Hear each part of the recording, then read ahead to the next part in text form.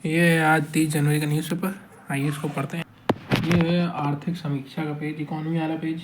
इसमें जो खबर है वो है कि चांदी जो है 4,04,000 के पार हो गई है और सोना 1,83,000 के पार हो गया है। उसके बाद जो है वो हानिकारक आहार का सेवन और डिजिटल व्यसन बन रही चुनौती। उसके बाद खबर है कि स्वास्थ्य बीमा योजना का विस्तार होने की संभावना, निजी निवेश से हाई स्पीड नेटवर्क तैयार होगा। और ये एक सर्वे हुआ है, इसमें ये बता रहे हैं कि कई मोर्चों पर मजबूती दिख रही है। राजमार्ग एक्सप्रेस वे, बैंकों का फंसा कर्ज घटा, विदेशी मुद्रा भंडार में तेजी, खेती और किसानों की सेहत अच्छे स्तर पर, महंगाई निचले स्तर पर, शिक्षा स्वास्थ्य में सुधार, रोजगार और कर्मियों को कौशल पर ध्यान, AI की तैयारी। और एक ये बात चल रही है कि स्कूली शिक्षा 15 वर्ष करने की सलाह, चीन, जापान, ब्राज़ील, जर्मनी, अमेरिका, रूस भारत से आगे। और एक ये गिग कर्मियों को तय भुगतान मिले। और उसके बाद है मध्य वर्ग को राहत, टैक्स में छूट, महिलाओं के लिए खास योजनाओं की चाहत। ये एक सर्वे है मिंट का जो इसमें आया है।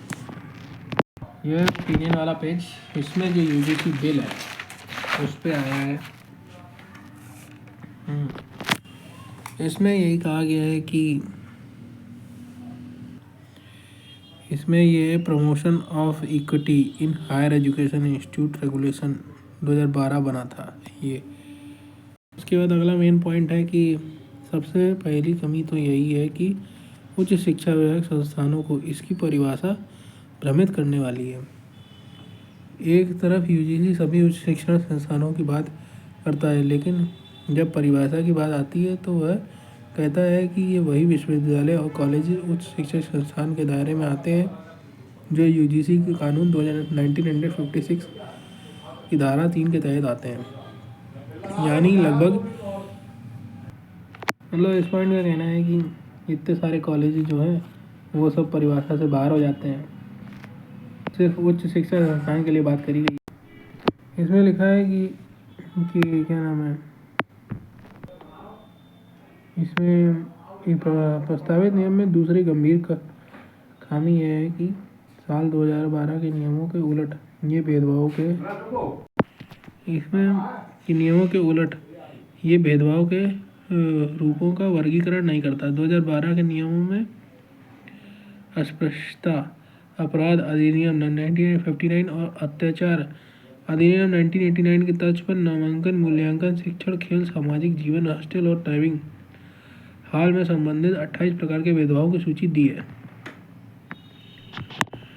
अस्पृश्यता की जड़ों को देखते हुए अधिनियम यही सब है कि फिर उसके बाद है कि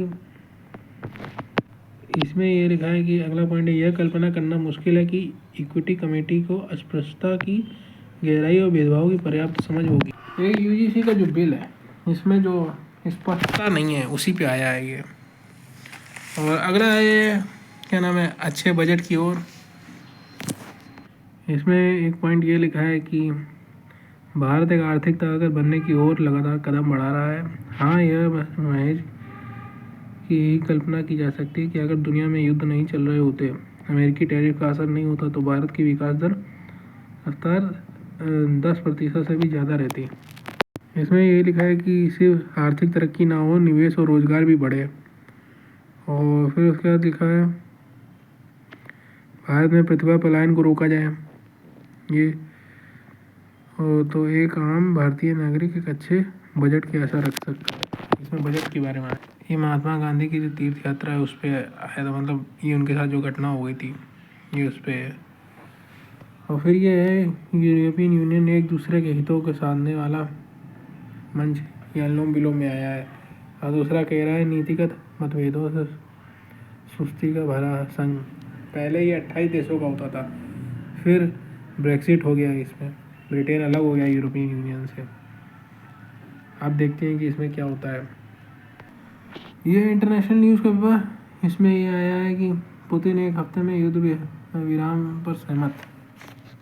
अमेरिकी राष्ट्रपति ने कैबिनेट बैठक के दौरान दावा किया होगा। बांग्लादेश में निष्पक्ष चुनाव के बिना अस्थिरता बढ़ेगी।